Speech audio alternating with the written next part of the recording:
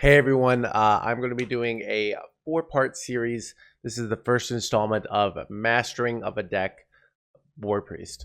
Boar Priest is a very technical deck. It's technical. What does that mean? It means that it's not just about the sort of the big macro. A lot of Hearthstone is very easy technically. I was able to pick up Control Warrior, for example, and the first time get rank 13 Legend with it without any experience because I have won a lot of experience with Control Warrior, and it's a little more less about mechanics and more about having the macro sort of understanding of the game and sort of the dynamics of tempo and value and win conditions and stuff like that. Where Boar Priest is much like Garrote Rogue or Lifesteal Mage Hunter, where there's so many little things and so many little orders. It's much like, if you want to learn a certain instrument, you have to do your scales. You can't just go and write a symphony if you're going to do some sort of really tough jazz or classical music. Where if you want to learn, Wonderwall, you only need to learn like 3 chords or something like that. I know there's the video where the guy does the 3 chords. So you only need to know 3 chords, which is pretty easy, not very technical. But Boar Priest is a very technical deck, and it takes a lot of practice. And I think people will overestimate, oh, I can't do that, or some players just got it, some players don't. So I am not a good Boar Priest player, but I'm going through and I'm learning it. I'm studying the deck. I'm getting 200 games. So I did 50 games last night. It took 8 hours to play 50 games. I'm going to be doing another 50 games 3 different times to get to the point where I feel like I've mastered the deck, hopefully. So when I'm really tryharding, which I am right now, I take notes. And I'm going to be going over the notes and also showing we have 2 things where I went back on the play and found out what was the right play to do. If you really want to increase your learning and efficiency and learn faster and get better, this is such a way to improve the speed of your learning. The reality is I think so many players just play and they don't really make, oh, I should have done this. What I'm trying to do when I'm playing a new deck, I'm like, oh, I need to pay attention to this. Oh, this is important. Oh, this isn't important. Oh, I thought I needed to save this, but I didn't. Oh, I need to be thinking about this card that they have in their hand. And I'm going to be going over all the sort of mistakes and showing kind of what I think I should have done in these scenarios. Or what I think, some of them, it's not even a mistake. It's something I'm like, I need to pay attention to this in the future. This is something I need to be thinking about. What I'm trying to give my brain is like, pay attention to this, pay attention to this, pay attention to this. And then when you see some really 5-head plays, it's because my brain has already made all these neural connections of like, pay attention to this, this, this, this, this. That's when you see, not just from me, from any really top player. They know what's important. They've made all these connections, and they can say, oh, 2 turns from now, I'm going to need this card. So I have to do this play. Like they make those connections because they've, but I think just trying to say, oh, I need to do this every time. You're just trying to make mistakes and then make adjustments and then have your brain just say, get better and better and better. So without any ado, we're going to start going in mistakes. So here, our first mistake, and I made this twice, is playing around scabs. What that means is often what is a Boar Priest, if you're not killing them on turn 8, you'll have situations where you have minions on board and your opponent can go scabs. And especially late in the game, you're very likely to have an amulet in your hand, in your deck. So if they go scabs and you fill up your hand, you might overdraw a central combo piece for this. So that's something you need to be thinking about when you're playing Boar Priest, is like, do I need to dump cards? Do I need to kill off my own minions so that scabs will not overdraw me? Next note is Pyro has 2 health, which can make certain, which is obvious, but things obvious. So often the way you finish off the opponent is you get your 2 boars dead and you go Pyro, Amulet, Amulet, and the Pyro dies in the process.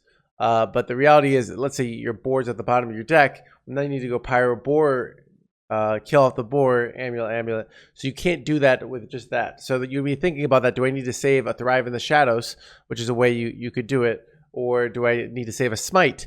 Do I need to figure out a way to get down to this board earlier? These are all things you should be considering if your opponent's putting pressure on you and you want to, always get the Pyro kill down on turn 9, for example. So a lot of this deck is while it's a combo deck, it's kind of a tempo deck in that it's trying to get to its combo as fast as possible. So thinking about that is something important. So, and I got a situation where I had to just have 3 boars on board because I couldn't get the full combo. Next, we got this is the thing when you're playing against a paladin. They can often have after you full clear and develop your weapon, they can play Righteous Protector, and sometimes that can just screw you over. So it's something to be thinking about. In this game, I was really under pressure, and I don't think I had the luxury to play around this. But some games you will. Maybe you can save a silence. Maybe you can save something. So if they play the 1-mana Righteous Protector, it's not a problem. So yeah. Next, we've got a Pyro play where I was having trouble finding the best one.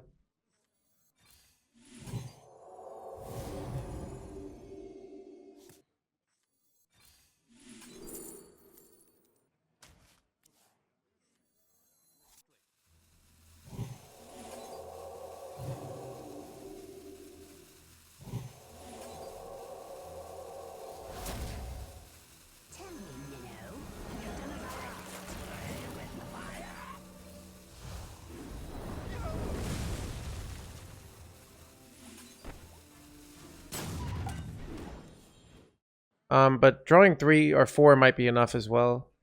What if I go North Shore, double Shadower, Devourer here, right? Then I go Priestess, all right? I go up, I played 3, I go back to 4 mana. Then I go Pyro, Flash Heal, Gift, and the Naru. That draws 4 cards, full clears, and I have a giant North Shore Cleric. I kind of like it. How do you like that, chat? That seems really good. What do you guys think? I think that's the line.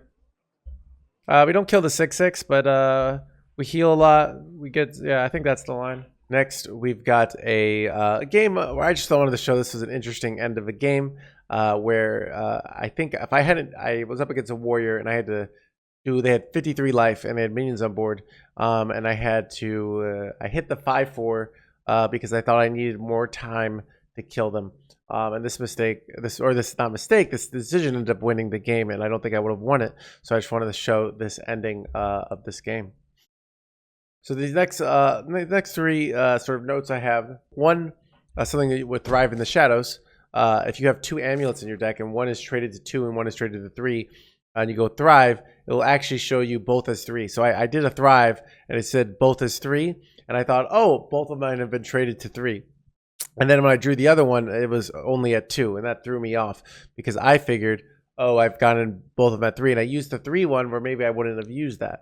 So that's something to be thinking about. That if you go thrive on amulet, they won't show the same number. They will show the same number. They won't show up as 2 different cards. Another thing is I wanted a note I realized is against really non-aggressive decks, a lot of times they'll be looking for the scams. They'll be looking for to put something in your hand. They'll be looking to steal your boar with the reconnaissance of your thief rogue. So if your opponent's not putting a lot of pressure on you, sometimes it's better just to play it slow and play around all these scams. So that's just something I recognize where I was sort of trying to always go as fast as possible, and some matches you just don't need to go as fast as possible, and you can play around the bull crap. And another thing is I wanted to say is when you're doing a pyro play, if you go Shadow or Devour and then you go Silence, what's going to happen is the minions are going to gain 1 health because you silence the Shadow or Devour effect. So when you go a pyro play, often you want to do, if your opponent's a big board, you want to go Silence first and then go Shadow or Devour.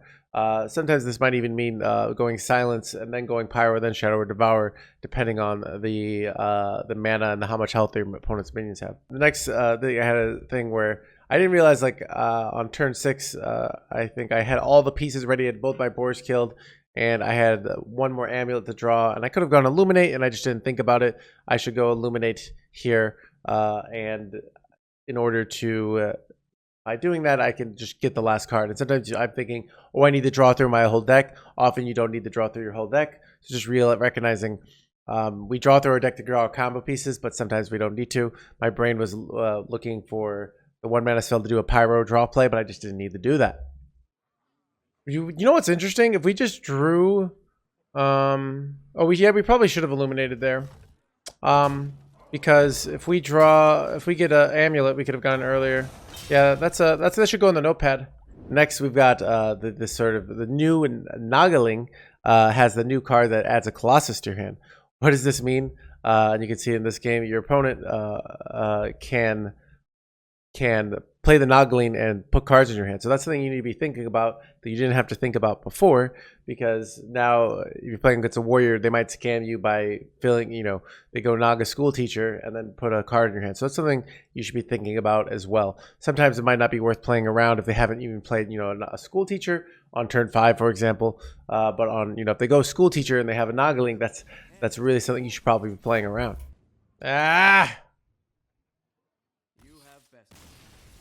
Chat, I didn't play around the amulet's second noggling. So play against Slug, where I was trying to find the amount of draw, and actually I recognizing that sometimes you actually want to draw less because you have hand space issues.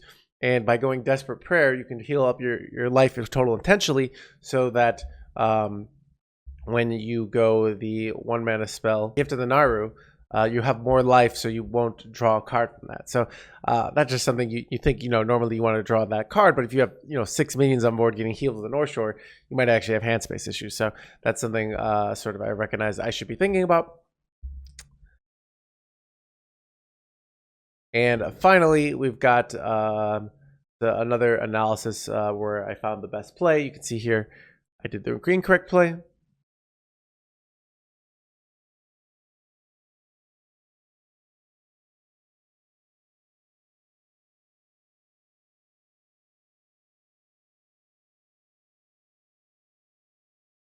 And here I did the correct, we analyzed and we did the correct play. So we go to Desperate Prayers, Silence, Pyro, Silence, Smite. When you play the Smite, you played both North Shores, so you played 4 cards. You play the North Shores with the Smite. So you play the Desperate. Double Pyros get damaged, so there's going to be 4 damage minions, one of their minions dies. The other minion has 3 health. Then we go Gift here. That will use 1, 2, 3, 4, 5, 6, 7 mana exactly. And we draw 8 cards. We draw 8 cards, and then we can go Priestess. Oh, that's so perfect. I missed that line. If you want to watch the actual VOD, they'll be on my VOD channel. It's a 7-hour VOD. It's a lot of stuff. It's a lot of mistakes. But these are things that in my notes that I was paying attention to, and I was sort of getting into that brain chemistry, getting into that, I need to pay attention to this, think about this. Don't expect with these really technical decks for you to get it overnight. You just need to keep it. As long as you're struggling, and as long as your brain is like, I need, oh this, you're learning. The worst thing that can happen when you're learning is that you're just doing things and I have no idea why I'm losing. And that's why a lot of people like a deck like Boar Priest, because you're like, I made this. It's often very, very easy to identify your mistakes because there's so many of them. So as you get better and better, you'll make less and less mistakes as long as you're thinking about them, saying this is important. Also, it's a very part of the reason I say I'm going to be playing 200 games is it's a way of tricking my brain to not beating up with it, because I say I need to get to that 200 games before I have an expectation of high level play. But anyways, we started off the stream with about a 26% win rate for the first 20 games, and then we got it all the way up to a 47% win rate. So if I feel, tomorrow, hopefully we can get up that win rate a little bit higher. So just keep climbing and keep getting that the Boar Priest mastered. So anyways, had a lot of fun playing it. It is a little bit exhausting.